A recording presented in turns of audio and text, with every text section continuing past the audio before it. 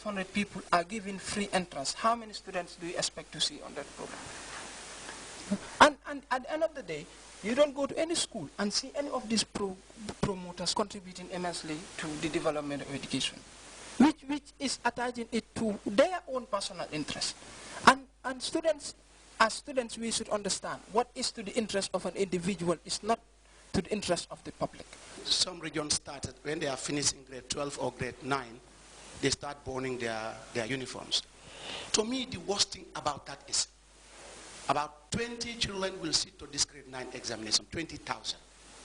If each of these 20,000 children can donate their uniform to the schools, if a donor should come and donate 20,000 uniforms, we'll be talking about it for long. But what of the students themselves? Take out your uniform, clean it, iron it, and bring it to the school and send as a donation. There'll be blessing in whatever undertakings you have taken in your life. Not only officials of the Ministry of Education denounced the grade 9 and 12 passing out celebrations, but students in lower grades held similar views. Finishing grade 9, why are you celebrating? You've not even started much yet.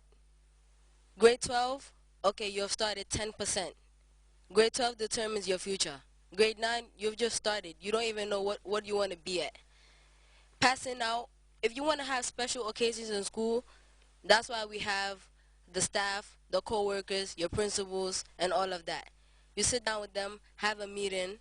It can be organized in a civilized way, in a way that it's supposed to be, that concerns your school and your students.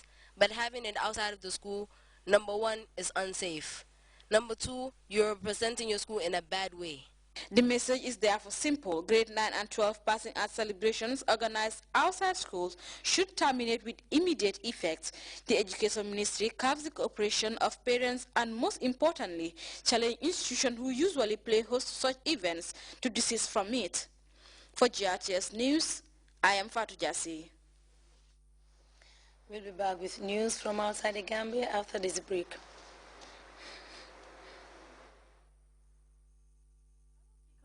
Gambia Limited wishes sugar, mugs, milk, and pens. Visit our showroom on 62 Caraba Avenue, opposite the Pipeline Mosque. Or you can find our sales agents at St. Teresa's Upper Basic School, Chippa Garage Car Park, at Westfield, or in Banjul, opposite the Albert Market main gate. For more information, please call 437-1170 or 744-9106. A blessed Ramadan from RLG. RLG, proudly yours. Welcome back. In Syria, opposition forces have accused President Bashar al-Assad of ethnic cleansing in Alawite areas. Regions under rebel control like Homs continue to witness heavy bombardment by government forces. Regime forces are also moving to clear insurgents from the capital's suburbs in fiercely raging battles. Assad troops are being accused of everything from destroying mosques to razing residential buildings. Let's look at this report for more. Assad regime forces are maintaining their methodical and devastating bombardments of the district of the city of Homs under rebel control. At the same time, regime soldiers are hitting pockets of opposition fighters in the suburbs of the capital, Damascus. At least 13 people were killed in the Kabun area, where violent clashes include regular artillery and mortar shelling. According to the London-based Syrian Observatory of Human Rights, hundreds of families are still trapped without food, forced to stay by regime snipers. Further on in the Jobar district, Assad regime soldiers are still trying to flush out Free Syrian Army fighters and Islamic Salafist militias who have moved closer to government centers. And still in the metropolitan Damascus area leading to Homs, what is known as Alawite country, the regime is getting rid of non-Alawites deemed undesirable. Houses in Duma have been heavily bombed. Survivors are shaken, but alive.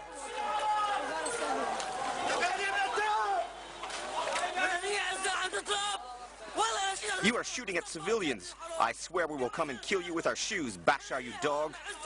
Here, there are only innocent civilians. Damn your father, son of a dog. God will avenge us, Bashar.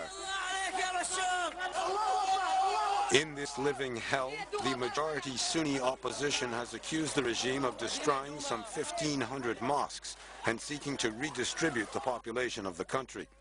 A Free Syrian Army commander had explained it clearly in May after the massacres in Banyas and Al-Baida. These are obviously massacres based on religion. They are different than others carried out by the regime. Their main motivation is to kick the Sunnis out of the coastal area.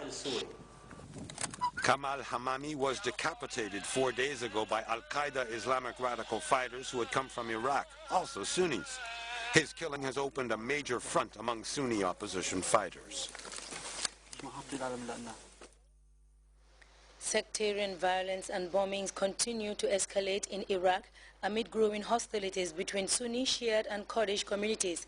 No group has so far claimed responsibility for recent car bombs in several cities, but Al-Qaeda's Iraq affiliated is a suspect. And a special court in Bangladesh has sentenced Ghulam Hazam, a 90-year-old top Islamist, to 90 years in prison for being the mastermind behind atrocities during the 1971 War of Independence against Pakistan. For more on these and other stories, let's look at this report. Violence struck central and southern Iraq on Sunday, killing 33 people. An apparently coordinated series of car bombs targeted cities with a majority of Shiites. No group immediately claimed responsibility, but Al-Qaeda's Iraqi affiliate is suspected. The latest attacks bring the July death toll to more than 370. A special court in Bangladesh sentenced Ghulam Azam, a 90-year-old top Islamist, to 90 years in prison for being the mastermind behind atrocities during the 1971 War of Independence against Pakistan. The government says 3 million people were killed during the war. Azam was found guilty of 5 charges of planning, conspiracy, incitement, complicity and murder during the war. He is the spiritual leader of Jazmat, Pakistan's largest Islamic party. He was spared the death penalty due to his age and health.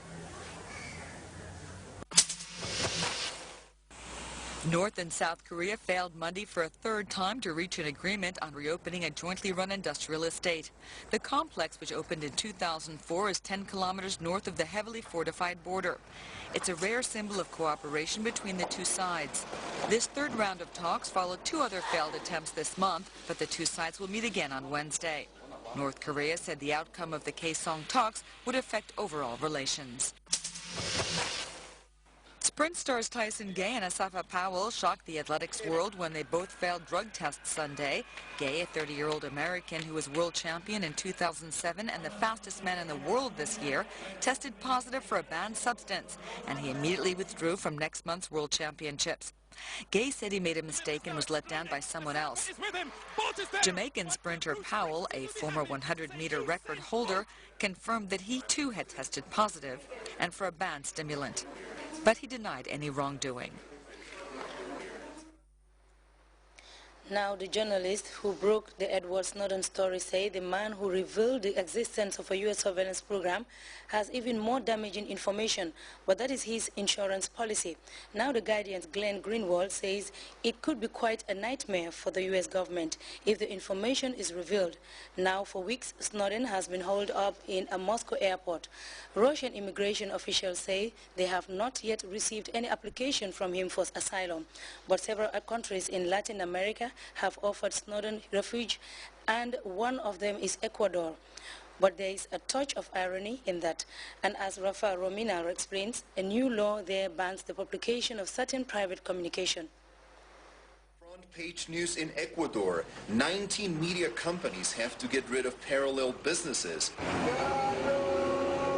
It's part of a new media law that also creates a watchdog group that can force media outlets to issue apologies in libel cases. It can also impose steep fines. If you look at several legal initiatives, including this media law, whistleblowing is a crime.